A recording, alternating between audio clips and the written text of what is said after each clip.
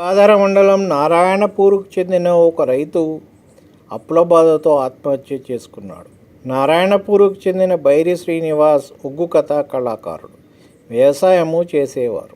3 ఏళ్ల కిందట తన వ్యవసాయ భూమిలో బావిని తవ్వించగా అందులో పెద్ద రాళ్లు రావడంతో నీళ్లు రాలేదు. వాటిని తొలగించేందుకు అనారోగ్యానికి గురైన ఆయన తల్లి వైద్యానికి సుమారు 20 లక్షల వరకు అప్పు చేశారు. అప్పటి నుంచి మనోవేదనకు గురయ్యేవారు.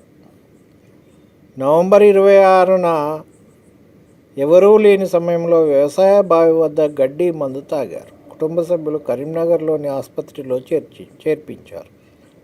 ఆదివారం చికిత్స పొందుతూ మృతి చెందాడు. మృతుడి భార్య గౌతమి ఫిర్యాదు మేరకు పోలీసులు కేసు నమోదు చేశారు. ఈయనకు 10 ఏళ్ల కుమార్తె రిత్విక ఉంది. కష్టాలు వచ్చినప్పుడు ధైర్యంగా ఉండాలి.